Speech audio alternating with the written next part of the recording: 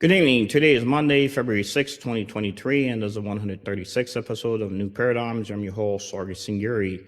Before beginning our podcast tonight, I do want to take this opportunity from the Near East family to pass on our collective prayers to the people who are today suffering the aftershocks of the powerful 7.82 or 7.8 magnitude earthquake that hit southern Turkey and parts of Syria, killing now more than 2,800 plus people.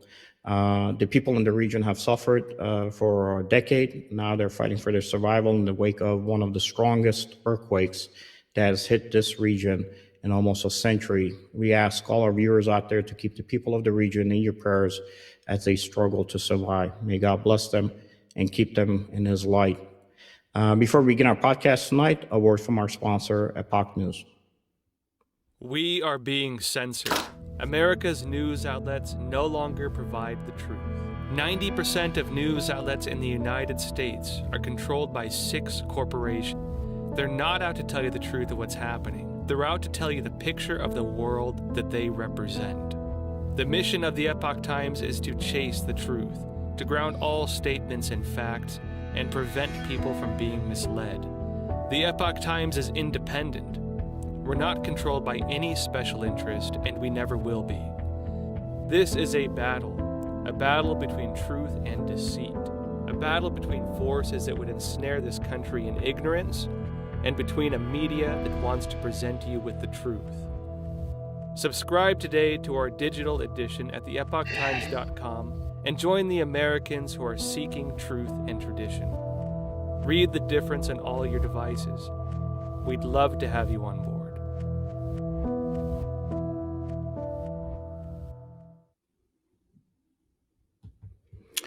My guest today is honored Grant Newsham. Grant is coming here today where he covers Asia Pacific, reference defense, political, and also economic matters. This also includes 40 years of Grant really looking at the People's Republic of China as it has now developed into what is an existential threat to the United States, if it hasn't been in the past. Grant is also a senior research fellow at the Japan Forum for Security Studies, or Strategic Studies, I should say, in Tokyo, Japan, and also the Center for Security Policy in Washington, D.C. Mr. Newsham is a retired U.S. Marine colonel who has had many years of experience throughout all of Asia. He did serve as the reserve head for the intelligence for the Marine Force Pacific, or MAR 4PAC, as well as the head for their plans and policy for the organizational structure. He was the U.S. Marine Corps attaché in Tokyo on 2 different occasions, and also at the same time served as the first U.S. Marine liaison officer to the Japanese Self-Defense Forces. In the latter role that Grant was in, he helped to create the Japan's Marine Corps. This was done, of course, outside of Pentagon and also Indo-PACOM's approval. However, it was done with the intent to give the Japanese and also the Americans a better odds against what is now the oncoming and mostly at that time ignored China threat. Mr. Newsham has lived in Tokyo for almost 20 plus years in the past, and also worked for a decade as an executive director at a Western investment bank, and also for a major American high-tech firm.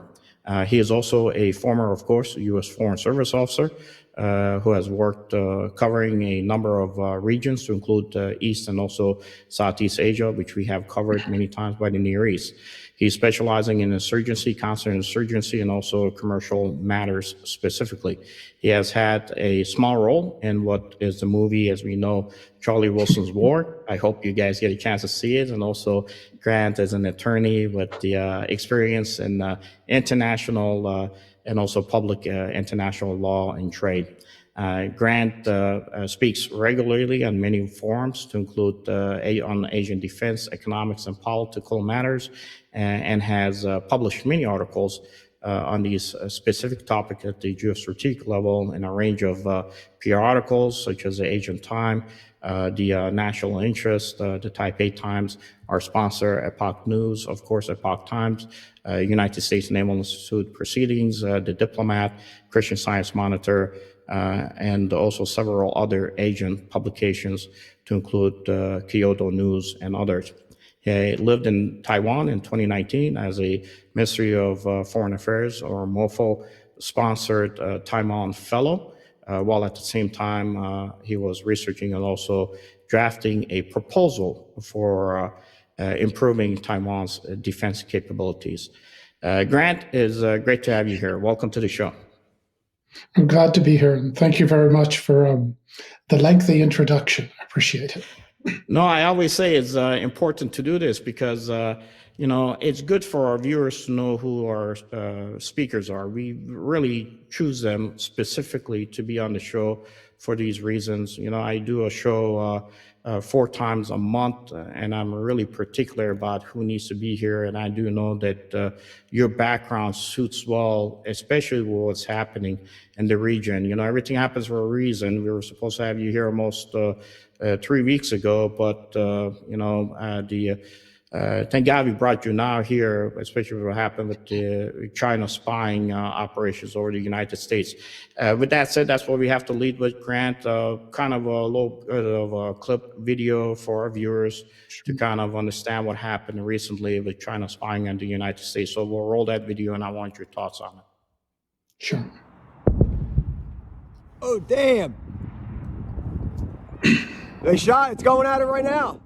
China's balloon takes a direct hit in the skies of South Carolina. It's hit.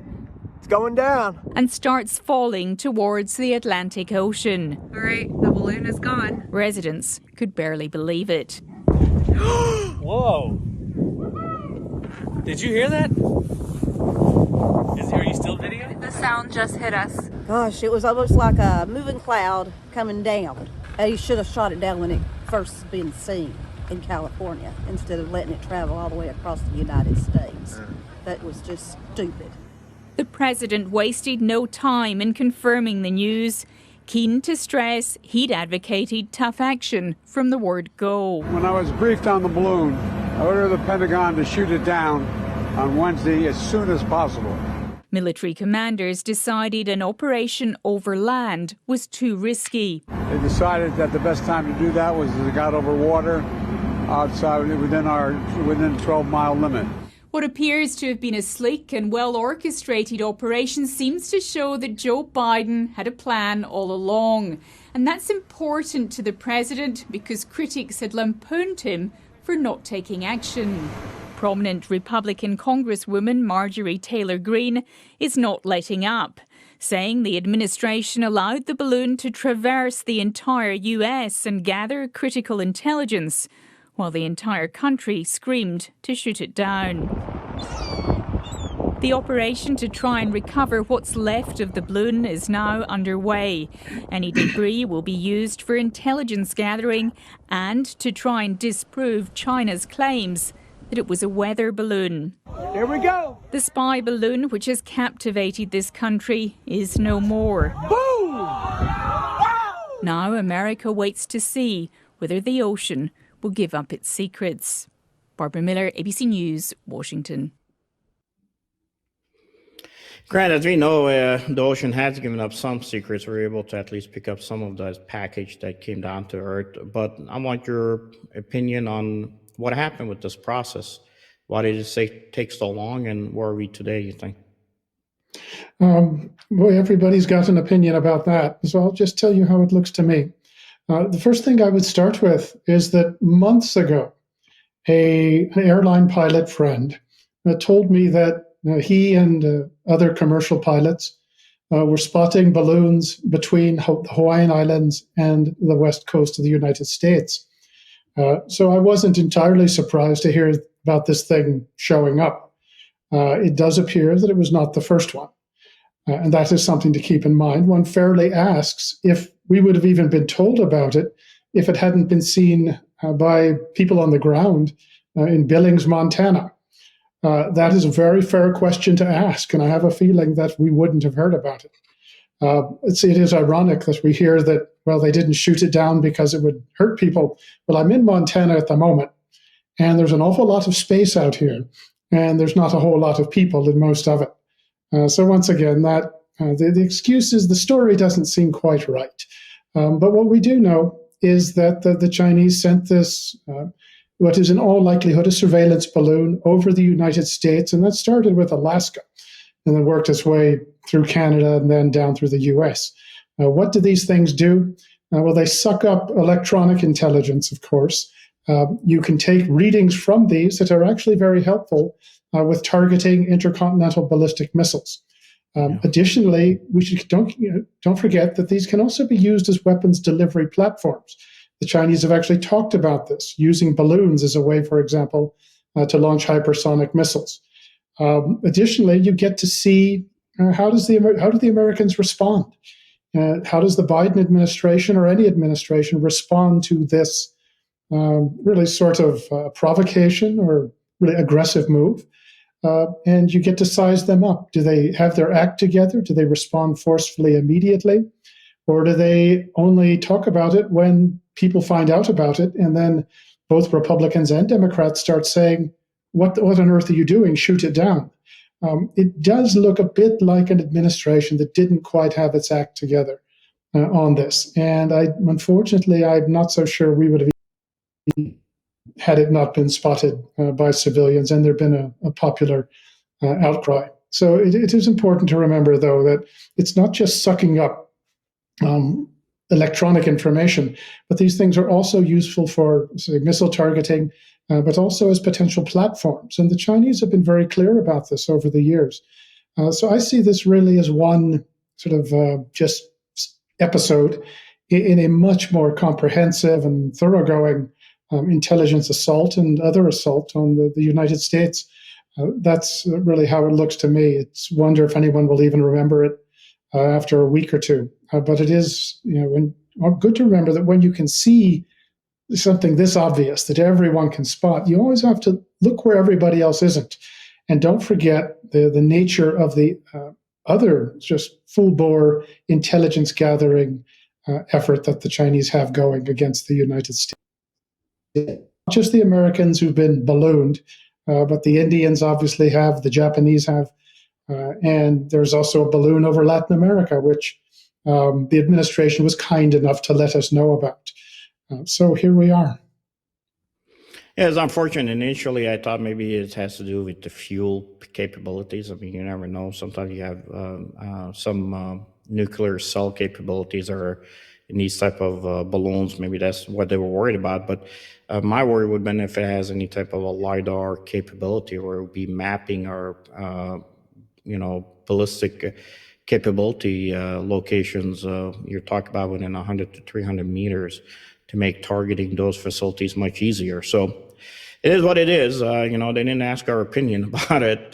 Thank God it took a civilian in the United States to say, well, this makes no sense. This shouldn't be there. Why is it there? And actually contacting NORAD to make sure that they took some action. And then as soon as that phone call was made, now you're delivering information to the POTUS from the Department of Defense as to what the nature of this balloon is. It is unfortunate, but we've been running into these issues before.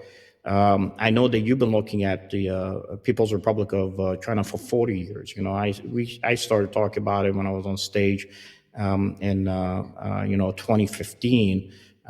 We have members on our board in the Near East, going back to 2012. But you really have been in the region. If you've seen this before, and I know we had indications even going back to Nixon's time that China had other wants and desires as to what it wanted to do and where it wanted to be, on what type of platform, being a global leader, the main geostrategic leader in the world.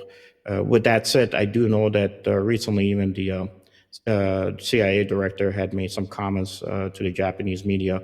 We'll bring up his comments and then see where are we? Why are we not understanding administration to administration the real threat of this particular enemy, in this case the Chinese Communist Party. So we'll bring up that video, cue it up if possible, and then I want your thoughts on it. Increasingly wary Sure. of China, which is continuing its military buildup. The head of the U.S. Central Intelligence Agency is warning of China's intentions in the Indo-Pacific. William Burns says President Xi Jinping appears to be readying for an invasion of Taiwan by 2027. We know as a matter of intelligence that he's instructed the People's Liberation Army to be ready by 2027 to conduct a successful invasion. Now, that does not mean that he's decided to conduct an invasion in 2027 or any other year, but it's a reminder of the seriousness of his focus and his ambition. Burns warned Xi should not be underestimated. The Chinese president is currently serving his third term in office. It expires in 2027. Burns said Xi is closely watching Russia's invasion of Ukraine and is likely unsettled and a little sobered by the performance of the Russian military. Grant, in this case, I would assume that if his term is ending, Xi's term in this case in 2027, maybe it does fall within that time frame. What is your assessment? Where are we now in this geostrategic fight against China? Well, there's a couple things. First thing is that Xi Jinping is not a president. He's never been elected to anything. He's a dictator. It's important to keep that in mind. And the fact his term is ending doesn't mean much. I would note that actually the PLA, the People's Liberation Army, was in fact given its marching orders some time ago to be ready to attack Taiwan by 2020, not 2027.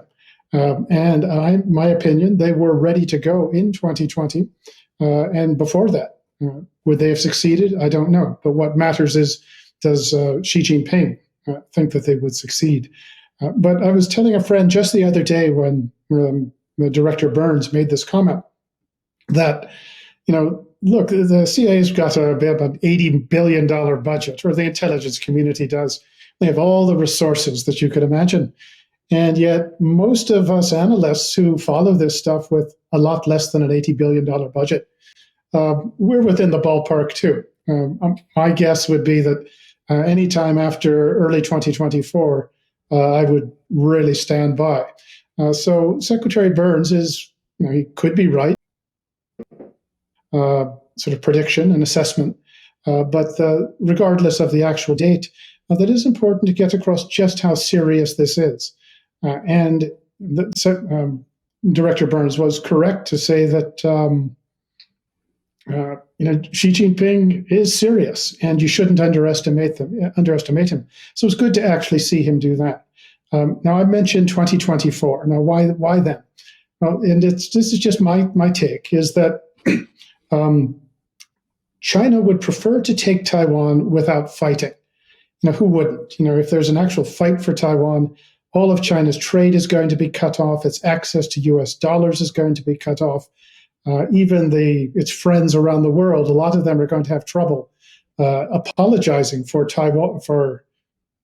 China if it attacks Taiwan, kills thousands, hundreds of thousands of people, and enslaves 23 million free people. Yeah. That's a hard one to excuse. So you'd like to get it just by pressuring the Taiwanese and have them say, look, we give up. So actually attacking is not Xi's first choice, I would imagine, but he's willing to do it, I should say. And why 2024? Well, in very early 2024, next year, Taiwan has a presidential election. And if Xi Jinping's guy wins the election, or somebody who's willing to cut a deal with China and not fight back, well, that's for the good if you're Beijing. But if one of these candidates who does not want to be absorbed by communist China, if they win, well, then the chances of China getting what it wants via intimidation and browbeating Taiwan, they suddenly decrease a lot. And at that point, the so-called kinetic option, the actual shooting option, becomes, you'd almost say, inevitable from Xi Jinping, from China's perspective. And so that's why I would say right after 2024, I would stand by. The People's Liberation Army, I think, already does have the capability to really hammer Taiwan and to think that they could successfully attack Taiwan and occupy it. So that would be my take on it. But Mr. Burns was as I say, in the ballpark. But so are a lot of other people who have just looked at it with their own resources. No, look, I think we kind of have seen this coming, and you're right. The key is elections. I'm more apt to believe that you're not going to have somebody friendly to Xi who's going to win, but who knows? There's some time for China to exert its as possible political will on the people of the region. With that said, I do know that he's delegated a lot of power also to his general officers. Do you think that he may have given a little bit more power to the general officers, or maybe they would be able to buck against them if it comes to a decision, or is he still overall in control of the country more than the military generals are? I think he's got thorough control of the country. Some people would differ on this, but in this system, the Chinese communist system, you don't have these sort of rival power bases, or at least not for long. And Xi has done a very good job of eliminating the ones that might have existed. But when it comes to actual fighting, that I think that there really is no difference of opinion. If Xi says we're going to do it, they're going to do it. There's no upside risk. There's no upside benefit in the Chinese communist system to being the guy who says no, who talks truth to power. There's none at all. You don't last long. You don't live long. So if he says go, nobody is going to stop him. And that would be, say, my take on it. But there's always there's a sort of a constituency in the U.S. which says, well, this is actually just the balloon, for example, just some extremists trying to sabotage Xi's efforts to improve relations with the United States. But that's just not how those systems work. And that's a fundamental misunderstanding. Well, I think that's one of the reasons recently there was a war game scenario done to take a look at what the force structures might be that would actually be utilized in an invasion of Taiwan. We do have a little bit of a short video clip to kind of talk through what the possibilities are here with what we might be facing at the operational level, even the strategic level. So I'm going to play that and then take your perspective as far as what came out of those war games. War with China would produce destruction on a scale unseen by the United States since 1945. China continues to strengthen its military and maintains the right to use force against Taiwan. U.S. officials warned that a Chinese invasion is a real possibility and implied that the U.S. would become involved in such a conflict. Although conflict is not inevitable, it is not impossible. CSIS conducted 24 wargame iterations of a Chinese invasion of Taiwan. The good news is that Chinese forces were unable to conquer the island, and Taiwan endured as an autonomous democracy. The challenges confronting a Chinese invasion are formidable. However, the costs were sobering. In 4 weeks of fighting, the United States typically lost hundreds of aircraft, 2 aircraft carriers, and up to 24 other ships. Bases on Guam were devastated. The Taiwanese economy suffered extensive damage. Japan was often dragged into the war and its bases attacked. China also took terrible losses, often including more than 100 warships and tens of thousands of soldiers killed, wounded, or captured. Such a failure might endanger the Chinese Communist Party's grip on power. The war might last until exhaustion, producing an unstable peace with recurring conflict. The terrifying possibility of nuclear escalation also looms over any war involving 2 nuclear powers. The costs and risks for both sides strongly argue for avoiding war. Both will need to pursue political and diplomatic strategies that contribute to that end. For the United States and its allies, military deterrence will be a crucial part of that equation. How can that be achieved? The United States should harden bases, work with allies, particularly Japan, for additional basing options, continue to make its forces more survivable, and buy more long-range missiles, particularly anti-ship missiles, because some inventories are critically low. The Taiwanese can adopt the porcupine strategy, deploy more mobile anti-ship missiles, build a fully manned and highly capable army, and spend less on expensive and vulnerable ships and aircraft. Deterrence is possible and affordable, but it will require planning, some resources, and political will. For the full CSIS report, visit csis.org.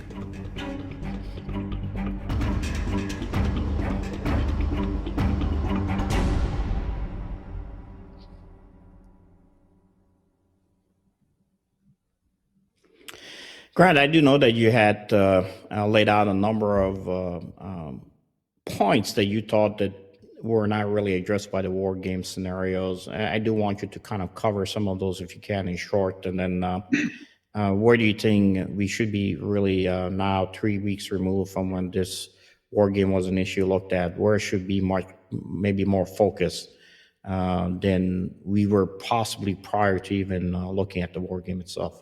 Mm-hmm. Well, the war game was a serious effort to try and play through what might happen in the event of a shoot-up or fight for Taiwan. And they did a good job in that regard. And whenever you do a war game like this, what you're going to have is afterwards there's going to be people lined up telling you why you're wrong. So that to the organizers' credit, I think they played it fair, and they've put the results out there for everyone to see. The one thing I really think they got right, and that is useful, is it highlights that a fight for Taiwan is not going to be a Thursday to Monday thing, sort of a short, sort of bloodless affair. If it is played out, it is going to be catastrophic for lots of people. Taiwan, China, the United States, I'd say the entire world, in fact. That's how much of a fight it is going to be. And the game highlights that a lot. Where I would take some issue, I would suggest that the game was almost just matching force for force, it seemed. Yeah. Saying everybody's got this much military hardware. If they go to fight in a narrowly defined area, this is what could happen. But actually, I would suggest that the game and, any assessment of a Taiwan conflict needs to consider the political aspects.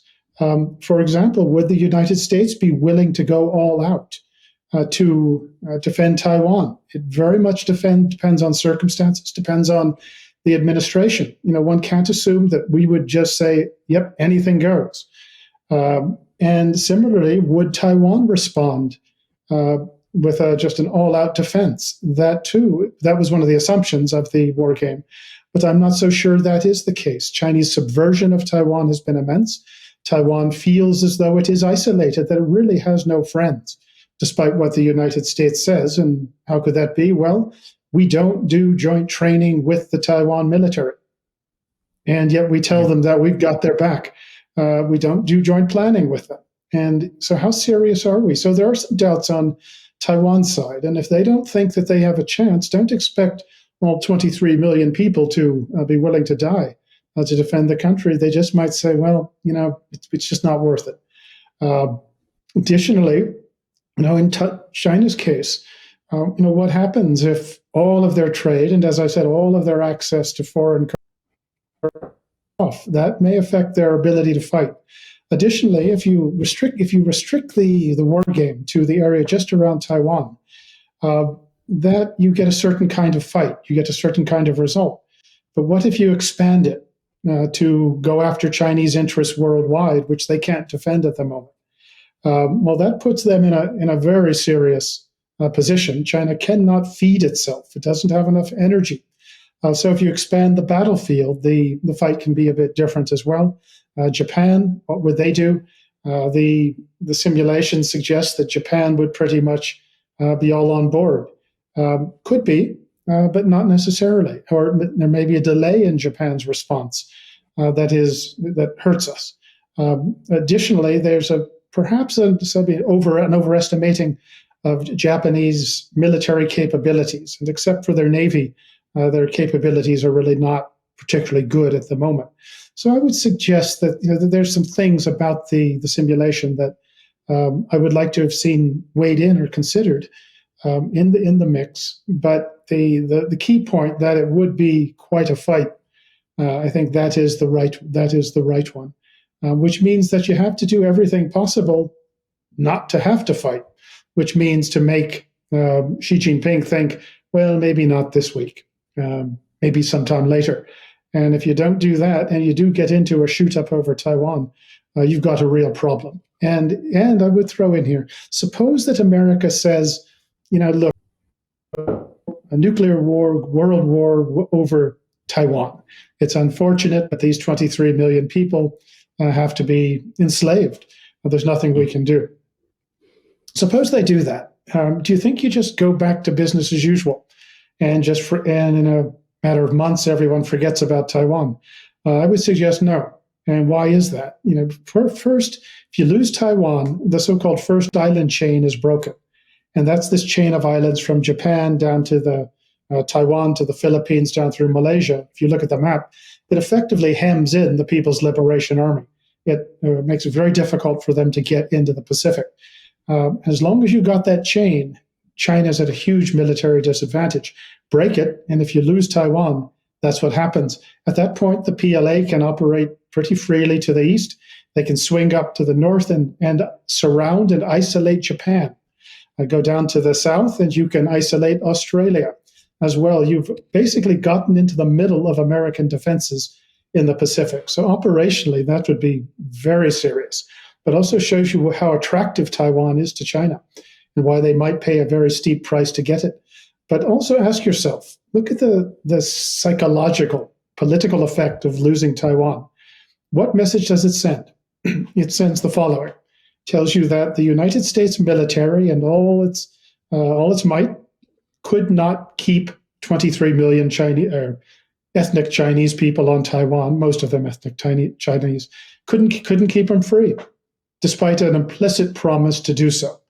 Additionally, American nuclear weapons couldn't stop it. American economic and financial strength couldn't prevent it. Now, at that point, everyone on Earth who is counting on the United States for protection, for freedom, they're going to be asking, well, how reliable is that guarantee? And I think you will find that overnight, most of Asia turns red, or at least a really dark pink. So those would be some of my comments about this. But as I say, these games are hard to do, and I think I would like to see another round that actually does consider the political part of it, the results if you expand the battlefield. But also, then the last thing I forgot to mention is, what about the Taiwanese population? The Taiwanese probably are not like the Finns of the 1930s, who will all fight until as much as they can. What if you've got say hundreds of thousands of casualties in Taiwan, and that affects your ability to conduct a defense, but also you have your local population telling the government, cut a deal, stop this, we just can't take it anymore. That too is something that weighs into the equation. So war games properly done are more than just a force-on-force consideration, but include the political, the psychological, the economic aspects of it that are part of any war. But that said, it's well worth reading the report and taking a look at what it says. Oh, I mean, this is a perfect breakdown as to looking at what could happen. I think there's more possibility of a future nuclear war in the region if China is successful than it isn't. And I think eventually, people get worried about what may be coming out of Iran and the Middle East. Don't be surprised if you see the first nuclear weapon used in Asia, as it had been done for the first time in that region to begin with in World War II. But you're right. I mean, this fight could be anywhere from North Africa to the Middle East to South America and across the globe. So you got to be ready to fight it. I'm not sure if the U.S. has the understanding, will, or the power. Maybe the people do. I don't know if the politicians do, or the military capability. Right now, we fought 20 years insurgency war. Today you got guys on the ground from the U.S. side that are dealing with, Russian onslaught of artillery falling on their heads that they never experienced. And when we're talking about casualty, when you talk about two carriers, I know it's easy to talk about numbers, but you're looking at 5,000 people on each. These are human souls. Americans are dead and gone in a short span of time. So whether we're ready or not, I don't know, but hopefully we'll have the same will that we developed in World War II. Our army wasn't capable, ready. It was really a million-man army, but that trained the next army that was able to, in a short period of time, defeat both Nazi Germany and Japan in the war. Grant, we are going to take a break with our sponsor, and I do want to come back and look at some stuff you had talked about in the past and see where we are today. So a word from our sponsor for now. We are being censored. America's news outlets no longer provide the truth. 90% of news outlets in the United States are controlled by 6 corporations. They're not out to tell you the truth of what's happening. They're out to tell you the picture of the world that they represent. The mission of the Epoch Times is to chase the truth, to ground all statements in facts, and prevent people from being misled. The Epoch Times is independent. We're not controlled by any special interest, and we never will be. This is a battle between truth and deceit, a battle between forces that would ensnare this country in ignorance, and between a media that wants to present you with the truth. Subscribe today to our digital edition at theepochtimes.com and join the Americans who are seeking truth and tradition. Read the difference on all your devices. We'd love to have you on board.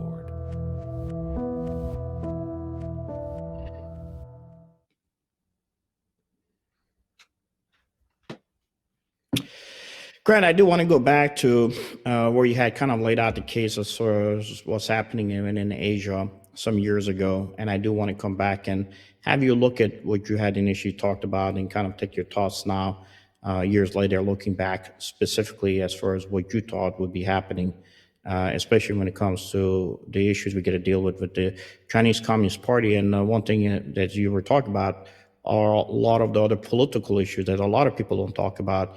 I know we have in the Near East is the Shanghai Cooperation Organization and its effects within the entire region and as a counter to Western ideology. So we'll play that video now.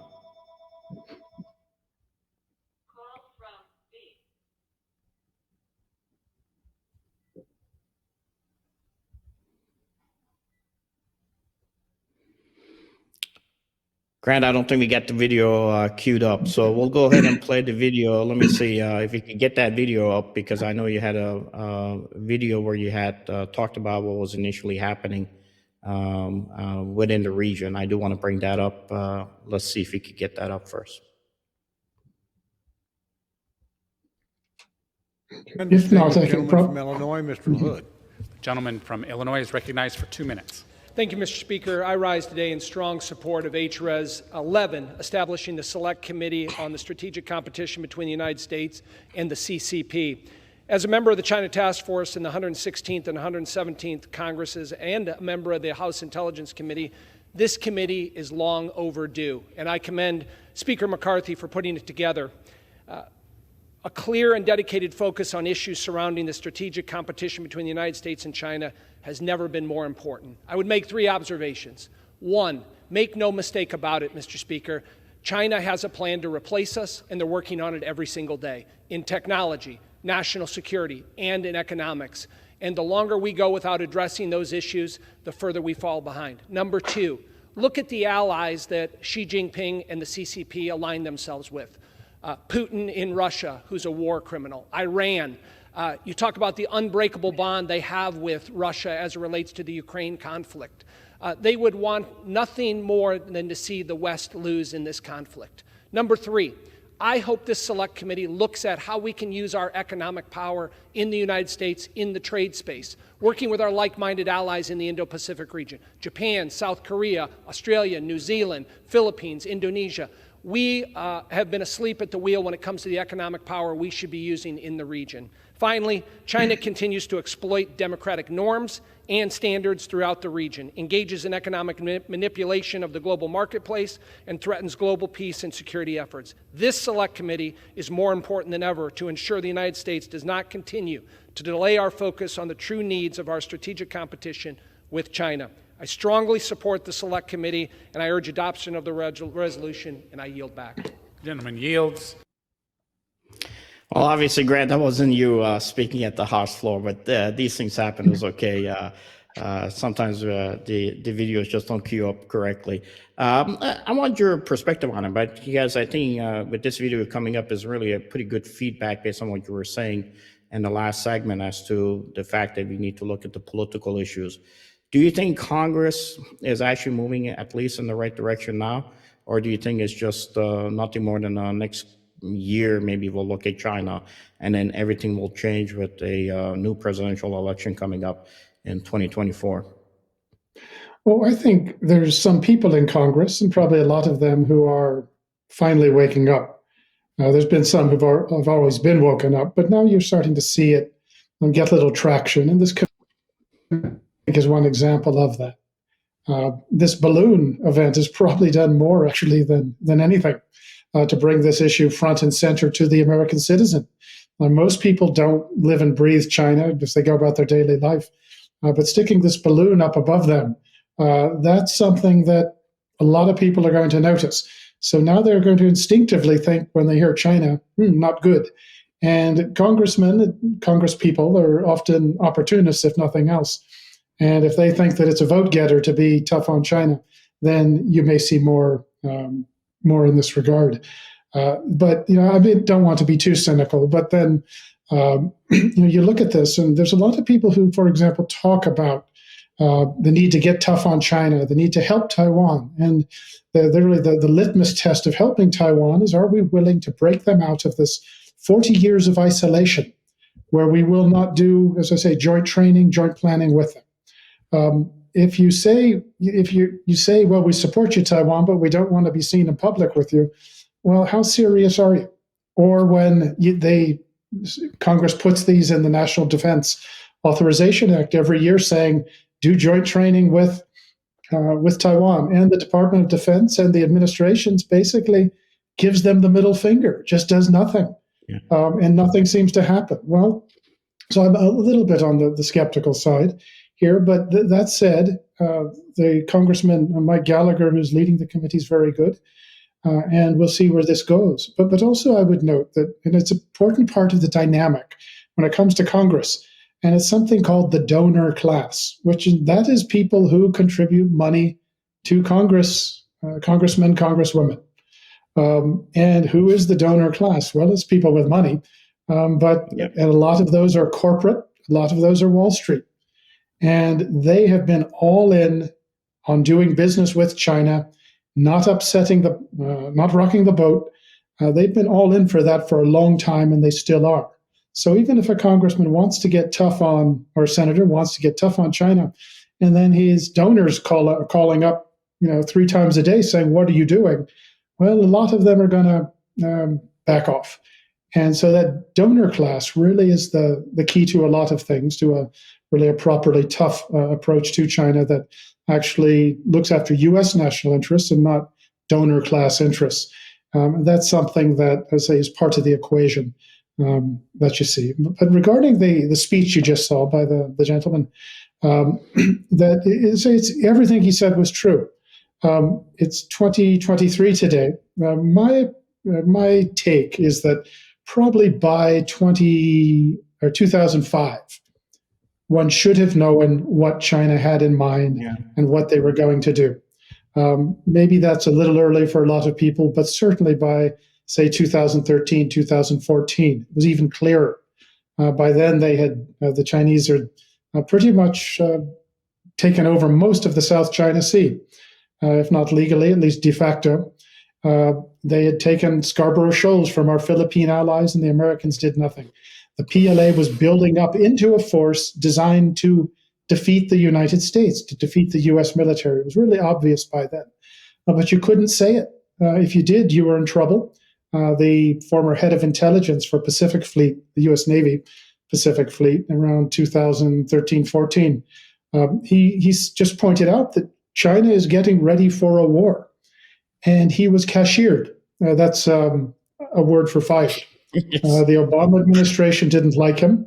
And when they gave the word to get rid of him, well, there were 3- and 4-star generals and admirals who were willing to say nothing and to make sure that he was removed. And that was Captain Jim Fennell. Now he lives in Switzerland in a little village. And everything that he has said was right. And now it's what all the cool guys are saying. Everybody's now warning of the China threat. Who really spoke out about it, paid the price. You hear something called the Davidson window, which suggests that this decade is the decade of concern. Davidson was the former chief of naval operations, and he was, he gets credit for the Davidson window, but it was Jim Fennell, Captain Fennell, who's the one who said it. So somebody's taking credit for something someone else did. And this does matter because it does show you just how, as I say, off limits or taboo the idea of China as a threat was. So if we couldn't get ready for it then, you can see we're scrambling, and it's late in the day now. Hopefully we've got enough time, but I'm not so sure about that. But that said, one is often glad to see sort of one sinner who's found a religion. That's maybe better late than never. But here we are, and what one shouldn't be surprised to hear these things said, but it was obvious at least 15 years ago. But now you have a lot of people acting like they've just discovered gravity. Now we've got our work cut out for us, and we'll see what we do. Yeah, it's unfortunate, but it's a reality of how Washington works, it seems sometimes. We did, for our viewers, when we selected titles here, I have When China Attacks as a book, of course, that you had written, and also the PRC Threat Courses of Action. I thought you were the best person as far as talking about what we may want to do to be able to counter it. I'm trying to see if we can still get that one video up. Let me see if we can still get that video up where you had talked about these issues in the past. Let me see if we could get that queued up. One thing that is very important to trying to respond to gray zone threats, but also to create a sort of a security architecture in the Indo-Pacific region is amphibious capability. And what I mean by that is the ability of ground, sea, and air forces to cooperate and conduct operations both on sea and onto land and vice versa. And this is something which is really an underreported subtext of the defense development, security developments in the Indo-Asia-Pacific region over the last few years. And particularly the Japanese have made tremendous strides in developing this capability, almost going from a standing start. The Australians as well have done a lot in this regard and are moving along quickly. And you've got at least a dozen other nations which either have some level of capability or want to have the capability. And when I say it creates stability, what I mean is that it gives a country more confidence when it's able to conduct that sort of three-dimensional joint operations. But also it gives us the opportunity to get away from the traditional U.S. military hub and spoke relationship, where the U.S. in Asia does amphibious training with individual countries. If you think of a wheel with spokes. And what you have when the other countries are now capable of performing these military activities, which actually are the most appropriate given the geography and the terrain of the region, which is largely maritime with a lot of land. You now have the opportunity or the possibility of the spokes to actually start interacting together. And I would suggest, for example, that if a Japanese amphibious force starts to work directly with an Indian amphibious force, the Australians working directly with the Singaporeans, you could have the Taiwanese actually getting into the mix. The Koreans could operate with the Philippines, even with out in the Indian Ocean. If you actually diagram this, you have this network of almost cross-hatching, almost a web of amphibious relationships, which actually present a very tough challenge for an adversary trying to penetrate this. Whereas if it is simply a single service capability, that is something that really isn't connected very well. That is much easier to split. So I would say that this question of amphibiosity, of amphibious development, is an underreported subtext, but it's also something which it gives it gives U.S. forces a real lift, because we have very limited amphibious capabilities. This has become very clear recently. And when you get our partners and our allies who are now able to operate in a more useful way, this creates a relationship and it enhances our resources in the region. So I would stress that it's rare that a military capability actually has a strategic effect, and particularly a political effect, possibly. It'd be ironic if ASEAN development or political development was actually spurred by the amphibious capability development of certain ASEAN nations. So that is, when thinking about gray zone threats or just how you deal with the challenges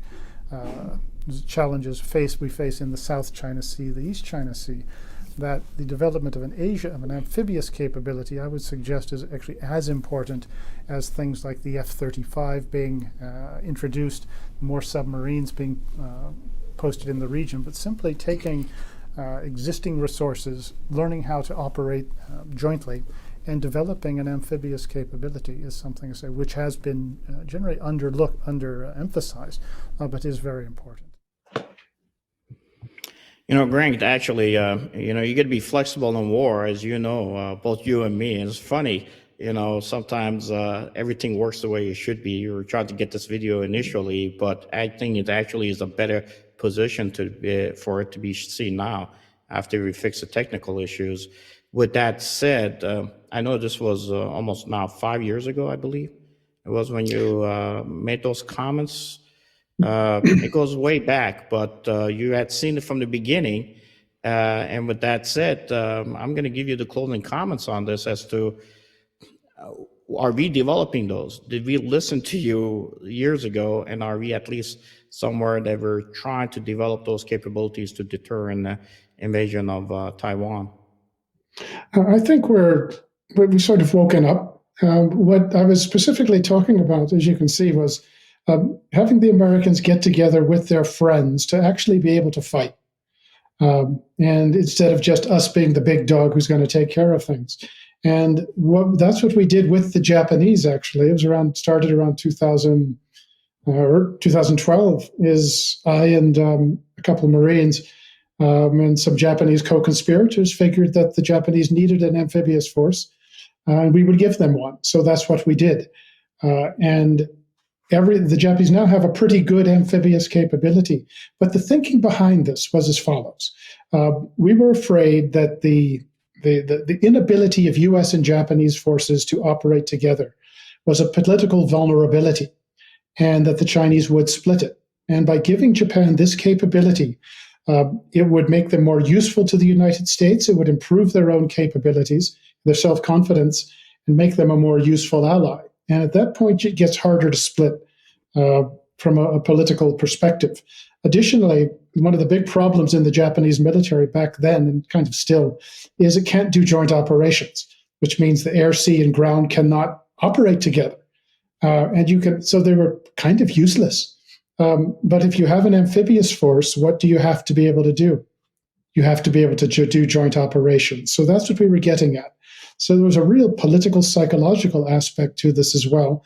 And what I was talking about was expanding this regionally. And you are now seeing really this being a sort of accepted knowledge, accepted wisdom in the U.S. military, is that we've got to have some real partners with whom we can fight, not just ones we can put together a handsome sort of display show, but to actually be able to fight a war and, as importantly, realize that we just might have to. And if you do this, you present a very tougher challenge to an opponent like China when they see their adversaries all linking up. And China absolutely hates that. So that's what you saw on that video. And it was about 7 years ago or so. Yeah, it was. So it was a while ago. But so we're finally catching up. And that's maybe the way that democracies work, that countries like ours operate. But we do have to see, as I say, there's a couple things that I think we need to do to really have a chance of avoiding war in the Pacific or in Asia. And that is to recognize that China is an enemy and that its objective is to drive us out of the region and to eventually dominate us, dominate the United States, and also dominate the globe. You just have to listen to what they have said. We have to realize that the Chinese military is a very serious adversary now. There's always been a lot of condescension towards the Chinese, as if, well, they're just not smart enough to be as good as us. Well, that's about as wrong as you can possibly be. You have to take them very seriously, and you have to ensure that the U.S. military has everything that it needs and more, really, to sink the entire Chinese Navy in a couple afternoons, and bring the Air Force down as well. You have got to be able to win a war overwhelmingly. That is the only way you will prevent it. And do we have the resources for that? In theory, yes. Are they being applied properly? Not yet. Do we have I'd call it the war fighters, these officers at the most senior levels whose only objective is to win a war. Guys like Admiral Robert Willard back in the olden days at Indo-PACOM. He had it. I could probably name a few others, but I could name an awful lot more who have done what is necessary to get promoted. Somehow you've got to find the Nimitz, the Nimitz, the Halseys, the O.P. Smiths. They're out there somewhere. You got to find them. But the military part is actually relatively easy. And that's what I would stress for any listener is to don't just look at the military, because the Chinese threat is one that we have created. We have funded it. And what I'm talking about is Wall Street and the American business classes have for decades have poured hundreds of billions of dollars into China and technology into China that has allowed them to really develop a really powerful economy, but also to fund their military.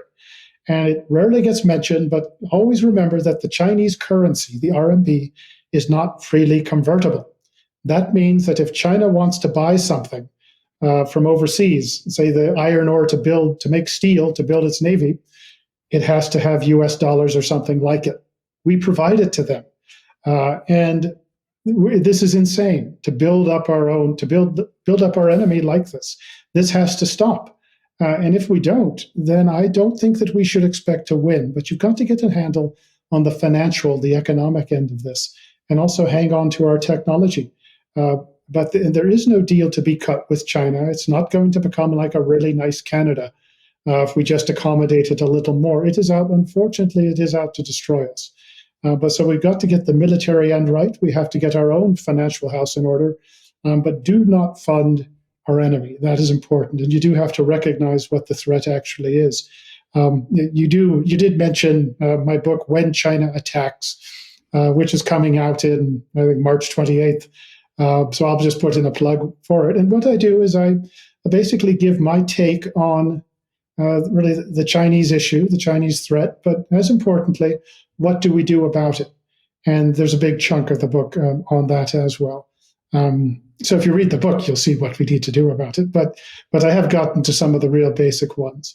And hopefully we realize that we could lose. There's no guarantee that the United States will always emerge victorious. We've gotten ourselves in a position where, I hate to say it, but it's maybe a 50-50 chance unless we collect our wits, and then we've got a very good hand to play. Keep in mind that China is a country where 500 million people at least live on $5 a day toilet. But we've funded funded them to the point they have not had to choose between a really powerful military or flush toilets. And we got to stop doing that. No, Grant, much appreciated. And I knew it was the right time to bring you in to have this discussion. And I look forward to seeing your book. And hopefully our policymakers listen to it. Unfortunately, like I said, if you want to, as I've said in the past, has been asked, if you want to help China, being a geographic location, God bless you, but you don't need to empower the Chinese Communist Party, which is a one-party rule run by the Green Gang. That is a no-go. And unfortunately, we need to get people in Congress who are going to understand that and hopefully are going to counter it. Grant, it was a pleasure having you here. Much appreciated. And for viewers, again, if you go to the QR code, as you know, you could take a look at Grant's bio and take a look at all his writing. Grant, what is the next thing on the agenda for you in the coming months? Well, now that I've got the book done, which was infinitely more work than I expected, now I've got some time to write some more.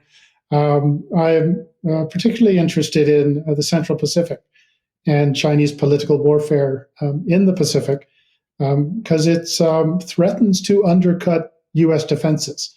And it's an area that hasn't gotten much attention. So that's going to get some attention in the future. And then the usual sort of weekly columns that try to address some Asia-Pacific issue that hasn't been addressed. I try not to chase the headlines, but try to come up with something that people might find informative and then present it in a sort of the way I would talk. I haven't mastered that art of writing like a think tank guy. but I'm trying. Well, I hope you at least take a look at Thailand in itself, because Thailand being a strong ally to the U.S., sometimes I wonder, because China's been involved there and trying to flip it to their wants and desires, as they have already captured Myanmar. And then, of All course, without, controlling all those straits, right? Yeah, all without shooting they haven't fired a shot. Yeah, and they didn't fire one shot. that's how they do it. It's amazing. Grant, it's a pleasure having you here. For our viewers out there also, please, if you like our programming, again, we do have a 501c3 grant. If you didn't know, it's United Assyrian Appeal. We do raise money for the Christian Assyrians, especially the earthquake that hit actually up in southern Turkey. Actually did have effects also all the way into Erbil. It was felt in Lebanon. So whatever you can help, it goes a long way. So helping the Christian Assyrians to be able to hold their footprint there. They're even fighting themselves because, the Chinese are out there teaching Mandarin Chinese to the Kurds in northern Iraq. So they're influencing all throughout the entire region. And also, as we have helped last year, we did with the South Sudanese Christians. Again, if this war continues as is, if it broadens, you'll see a extension of that war in Northern Africa, where currently you have most of the South Sudanese living in Kenya refugee camps. So help us to help them, and much appreciated for Fred and Sim Production for producing our show. And man, it's amazing by just sheer luck of the video not initially playing. It actually ends up in the right spot, as they say, in the discussion. Actually makes it much stronger and kind of brings everything together as you did, Grant. With that said, much appreciated, Grant. We're going to have you back again. I do believe we have another video to end the show. And with that said, to our viewers, God bless you. A word from our sponsors will follow. And those new paradigms. We'll see you next week. Chinese Foreign Minister Wang Yi has called on member states of the Shanghai Cooperation Organization to work together and help each other build a closer community with a shared future. He made the appeal during a meeting of the Council of Foreign Ministers of the SCO in Uzbekistan's capital, Tashkent. Wang Yi also stressed that the need to promote regional security, sustainable development, multilateralism and bloc's mechanism. Wang Yi said China, as the host of the SCO Head of Government meeting this November, aims to promote coordinated and efficient development of the regional economy. Foreign ministers attending the meeting agreed to uphold multilateralism and to further strengthen solidarity and coordination. We are being censored. America's news outlets no longer provide the truth. 90% of news outlets in the United States are controlled by 6 corporations. They're not out to tell you the truth of what's happening. They're out to tell you the picture of the world that they represent. The mission of the Epoch Times is to chase the truth, to ground all statements in facts, and prevent people from being misled. The Epoch Times is independent. We're not controlled by any special interest, and we never will be. This is a battle between truth and deceit, a battle between forces that would ensnare this country in ignorance, and between a media that wants to present you with the truth. Subscribe today to our digital edition at theepochtimes.com and join the Americans who are seeking truth and tradition. Read the difference on all your devices. We'd love to have you on board.